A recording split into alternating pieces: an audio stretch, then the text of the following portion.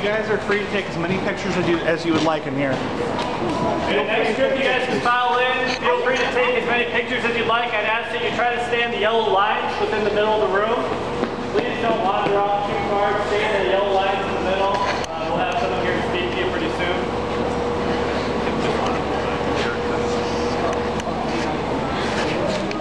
Smaller ones you'll see go on like corkscrew, iron dragon, that kind of stuff.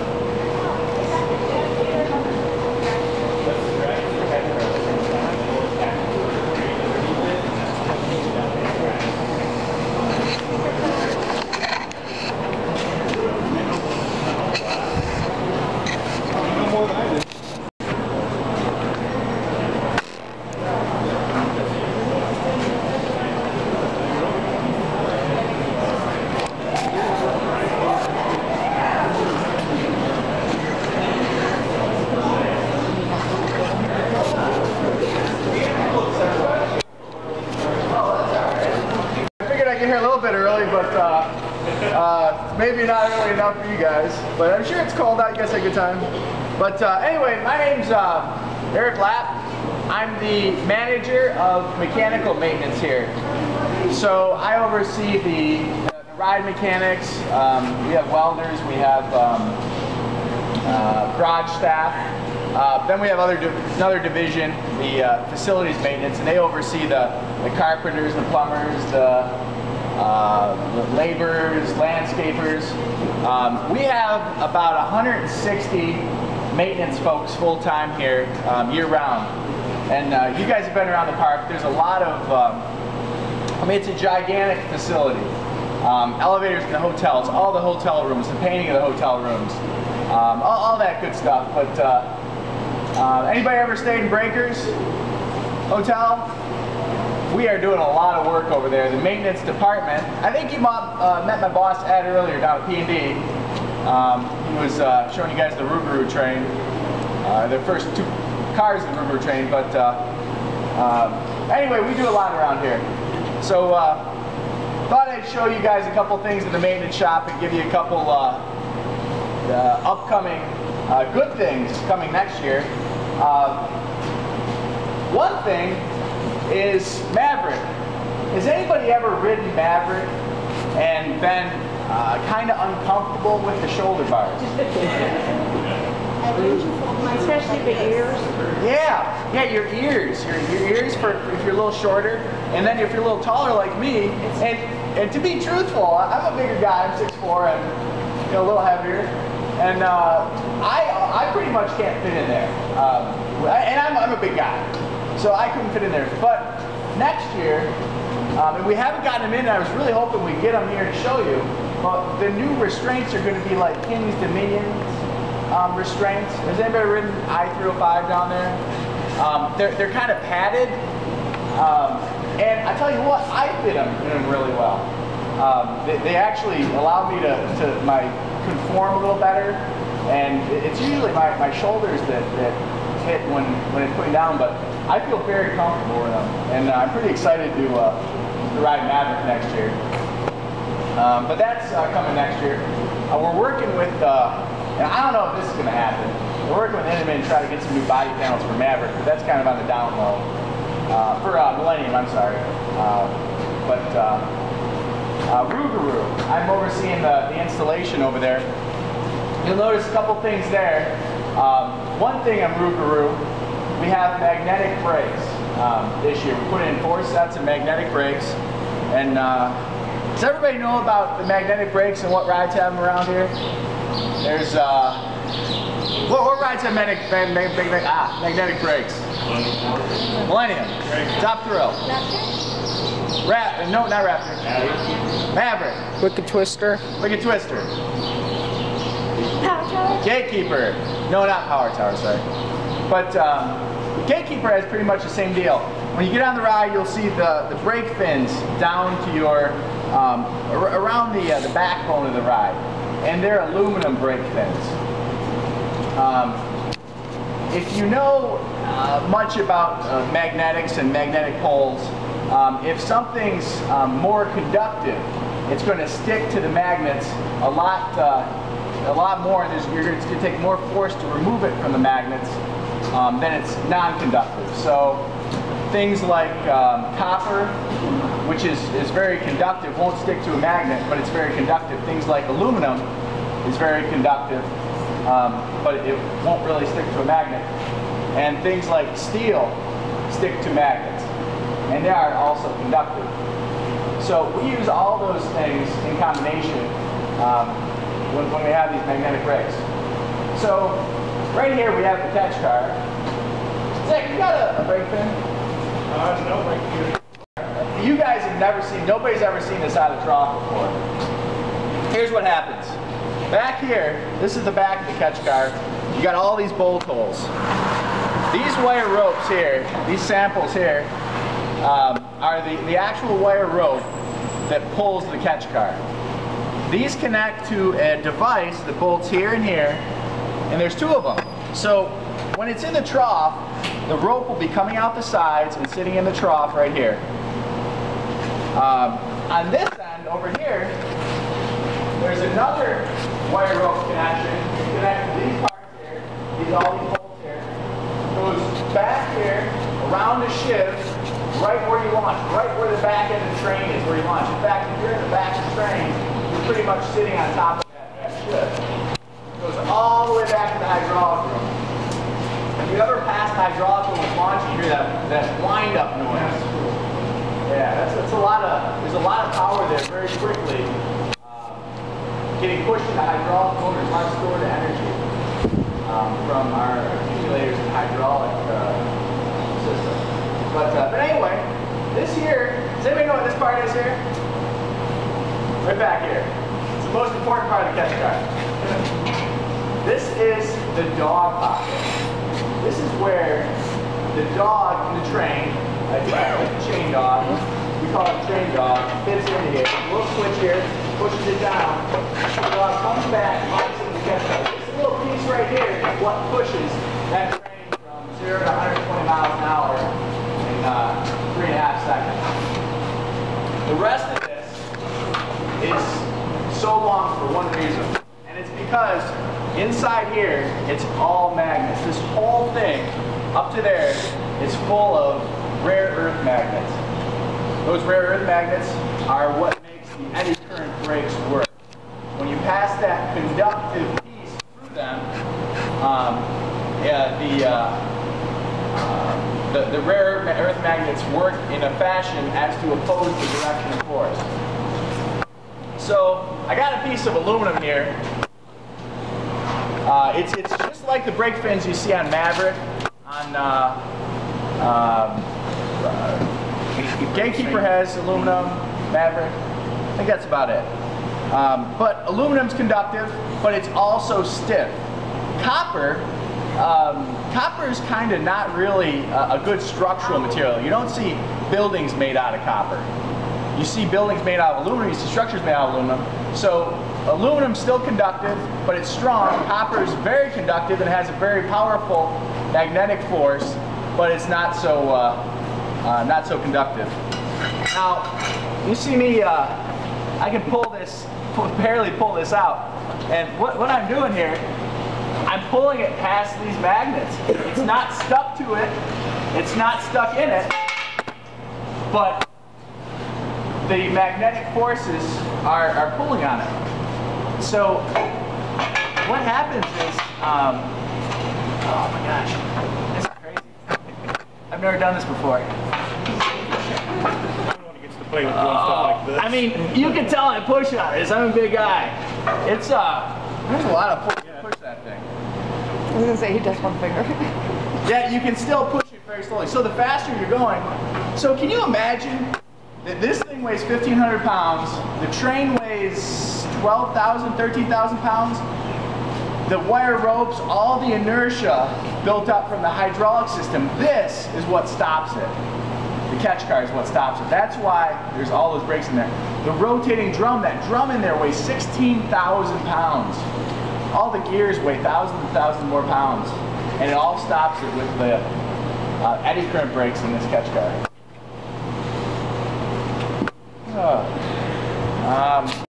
It pops up, it's down like this, the train surpasses the catch car, and it goes uphill. Catch car stops and slows down the entirety of the hydraulic system. So by the time this thing stops and slows down, it's inside that white fence in the hydraulic room area, and it just kind of sits there until it reverses, returns home, and then ready to launch again. The whole process takes exactly as long as between two trains. When you have two trains move up, the limiting factor with the loaded ride is usually the hydraulic system getting ready to set. Or it could be the train if it's a slow train coming into the station to park, because we always have a block system between two trains. There's always a full set of brakes, full stopping distance between two set of trains. At the end of the launch track, there's those misters. Does that cool this or the cables? People always ask about the misters, and what the misters are, in fact, are water dripping on the plastic that this rides on. So these magnets get real hot, right? They don't ride on, this sketch doesn't ride on wheels, it rides on plastic. So there's a piece under here that's not here right now. It's actually stainless. It looks very much like this piece. What happens is this plastic expands and contracts. In order to keep it at the same temperature, we have to cool it down with water. It's a design part of the ride. The mist that you see is actually coming off a cable as it goes over the ships. Okay. That's the water that's used to cool. Kind of kicks up a surf tail as it's going down there. So it's just water that gets kicked up, basically. Yeah, you see the mist coming off of the ship. Yeah, the ship rats that hydraulic room too. And you see water dripping down from the track. That's all part of that system for cooling down the running surface of the catch car. It's actually UHMW material, which is the ultra high molecular weight plastic. Polyethylene. Polyethylene. There are tests later on this? What's that? Tests later on this? Yes. What are those orange things back there? What are those for? That. What are you talking about? The orange covers the Maverick on the left-hand The side. yellow, that's the covers go on top of the Maverick lap bar towers. I'll show you where they go. Guys, by the way, this is Zach Resch. He's the foreman in charge of Maverick, Millennium, and That's your new Drax. Sorry, your new dad. Unfortunately, there's nothing on. The seats go here, the lap bars go up here. Really, actually, sit upstairs to cover the lap bars. So basically, keeping those like They put your hands are cold.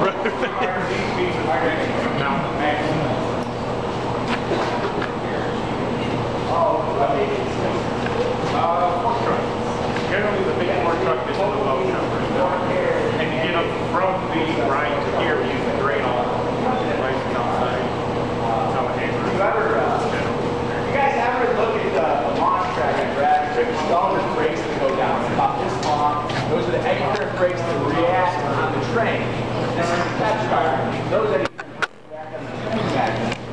Well, each one of those brakes, which is about this big, have an air cylinder connected to them, have two limit switches connected to them, also have a valve that controls that air cylinder, and a sliding surface that goes up and down. There's probably about 500 of them. So if any one of those limit switches, let's say the little, there's a little finger on a limit switch, let's say that it's a mechanical device, let's say it wears out. Or if there's 500 brakes, there's 1,000 of those. If something cracks on it, whatever, the computer doesn't see that brake going up and down. All of a sudden, the computer says, oh geez, you got a limit switch is bad out there, you gotta go fix it. It's all part of the safety system. So the safety system is very intricate, and there's so many limit switches because there's two separate control systems for the ride, parental logic controllers. So each one of those limit switches reports back to one of those two PLCs, and it's just so complicated. The more moving parts you have, the more complicated the ride is. Yes, any one of those 1,000-something limit switches, or you ever see those green sensors along the track, the proximity switches? Any one of those goes bad, the ride knows about it. And you can imagine all the wires going back into that controller. There's just thousands and thousands and thousands. So not only you got the wires to worry about, you got the PLC to worry about, the limit switch to worry about, the mechanical side. Head back. Head back and, yeah, that's it. So, what we do to launch it is based on the train before it. So you have a fully loaded train that's launched anywhere between 117 and 122 miles an hour, right? All we know is that the train before it needed to launch at 121.2 miles an hour to make it over the hill at a certain speed. Now when you go over the hill, we don't want to shoot you over the hill as fast as we can because then the G-forces will be pushing you out of your seat. We don't want that. We want you to just crest the hill very slowly and go down the other side. So, in essence, you're almost right because if everybody puts their hands up, it would increase the wind resistance on the ride. I don't know if it'll make any difference or not, but the reason we actually tell you to keep your arms down is because we're worried about the acceleration and your arms, the actual, your actual physical being. Because, it's almost like getting pushed back like that. So if you launch it a G or a G and a half, that's 150% of whatever this way is pushing it back, and it might hurt your arms.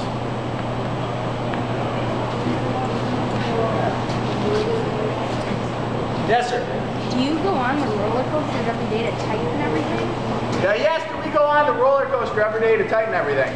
And what we do here during the summer is we actually have 3 shifts. We have a 3rd shift that's a preventative maintenance shift.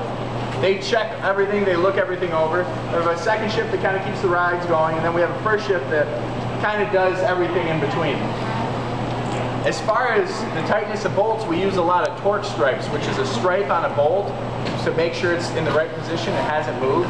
So we do a lot of visual inspections of that. Believe it or not, every year though, we have a rope rappelling team come to Dragster and Twister and a couple other rides, and actually most of the rides, and look at each bolt. And Dragster, we actually put a wrench on each bolt on the tower. Can you imagine going up 400 feet and putting a wrench on every one of those bolts around the flange? There's like 20 bolts around each one of those pipe flanges on the tower. How long does that take? It takes them a couple weeks.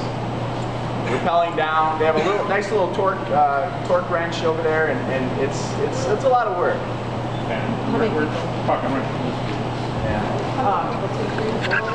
Usually 3 or 4. Yeah. Yeah. Yes, sir. So you have 120 people working maintenance, and everybody comes We have about 160 full-time.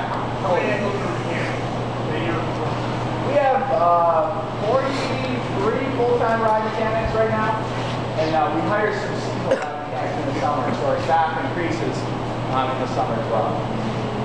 And by the way, if anybody's looking for a job this summer as mechanically inclined, we're looking for seasonal ride maintenance folks to do some of the preventative maintenance, greasing, etc. on the ride during the summer. 1st, 2nd, or 3rd shift. It's my shameless ploy for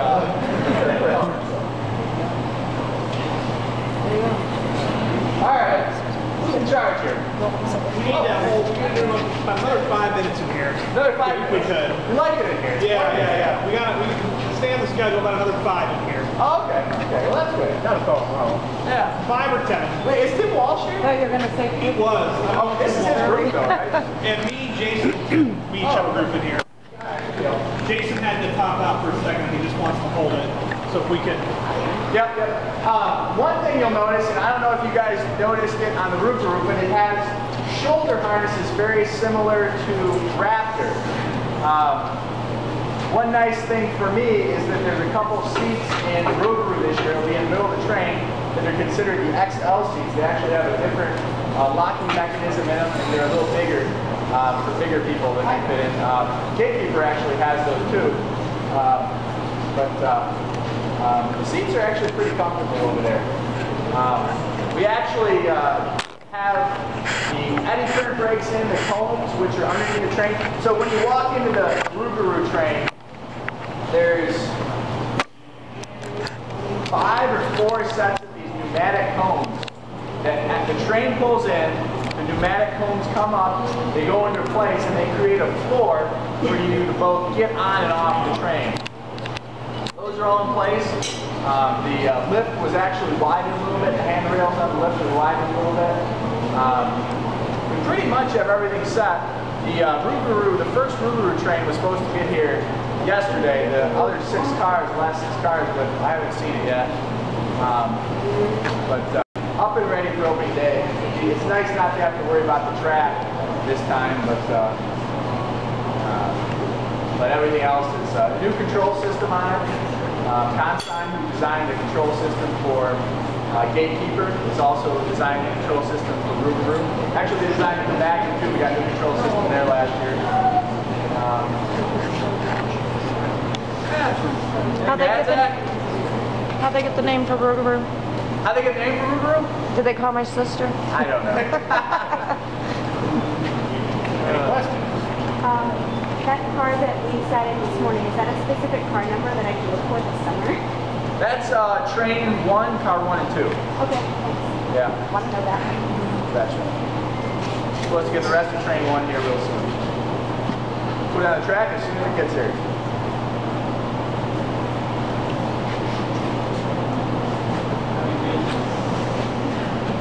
Yes, how many wheels do we go on a coaster through on a coaster here? You can see our wall of wheels over there. That's probably 20% of our spares, maybe. A lot of our other spares are in other spots, but there's a lot of Intamin wheels over there. So it depends what application. Millennium's such a long ride that the wheels have a chance to build up heat, which goes so fast. So we tend to go through a lot of road wheels on that. There's a certain point when the wheel starts getting warm, and then it'll keep getting warm and warmer and warmer, and then finally the inside of the wheel will actually just like string out. You'll see a whole bunch of string on the train. So there's like telltales if a wheel does go bad. It's actually sometimes tough to find a bad wheel, but I would say we go through a wheel a day at Millennium, at least, maybe a wheel and a half a day. Maybe 2 wheels a day. The hotter it gets, the more we have to pay real close attention to the wheels. There's that failure point of the wheels. It's a polyurethane material, so heat is the enemy. And a lot of other rides like Dragster, you know, if you're going from 0 to 120 miles an hour, yeah, you're going fast, but you slow right down. There's lots of time for the wheels to cool down, and they don't really have a lot of time to heat up. So Dragster, we don't really replace any wheels for the same reason we replace them on Millennium. It's a little different. They wear down on Dragster. Okay, Dragster they just wear out, but you know, combination of wearing out and maintenance. Yeah. Other rides like Corkscrew, we put new ones on at the beginning of the year and don't touch them all year. So it all depends what ride they are. But, we spend lots and lots and lots of money on recoating wheels and new wheels every year. Betcha. They're about $350 bucks a piece to recoat, like a Millennium wheel. Were you guys part of the decision to put the new brakes on Main Street? Brakes on Main Street. I don't think there are any brakes. Yeah, over the top of the hill and then around the corner there's brakes. Oh. So those have been here since I've been here. I've been here for 18 years. So. But somebody told me there were new brakes last year. I don't think so. Don't even break I know of. We put in the station, our property station. So it's 12 years ago. Whenever we put new brakes in, it's usually to control the speed because you don't want it going real fast throughout the curve or real fast in any spot. But a lot of people think that the more brakes you have, the quicker you're going to stop. But really, a lot of times we add more brakes to make the stop longer and more comfortable, to lower the G-force of the brake, the experience of the brake deceleration. Same deceleration or lower deceleration for a longer period of time sometimes makes rides a lot more comfortable. But, yeah. On your way out over here, guys, you'll pass a Maverick car. And you'll look in the middle of it, in the middle center of it, there's actually the magnets that react. And those are the same magnets in here. They actually react on the linear synchronous motors, those white linear motors that are going up the lift. And The thing about linear, the difference between Maverick and Twister, the synchronous motors as opposed to Twister, they're stators, is that the frequency actually reacts off of the poles of the magnets over at Maverick, whereas a Twister is just like an across the line. You tell it to go forward, it's the same frequency, and you get a lot less torque that way. Maverick actually has a lot more torque with these synchronous motors, and that's why we have those magnets right in the middle there. That's a very heavy chassis too.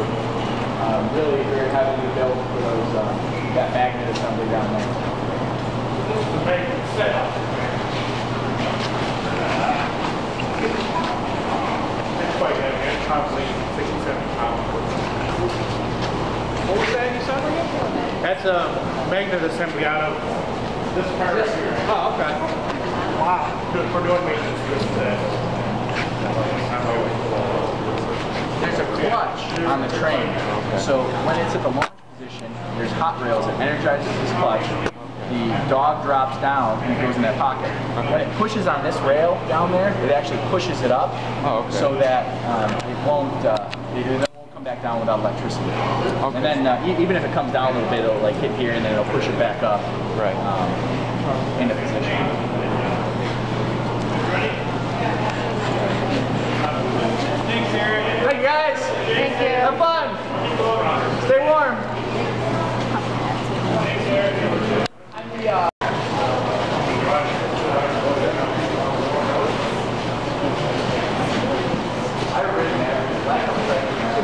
Warrior cars.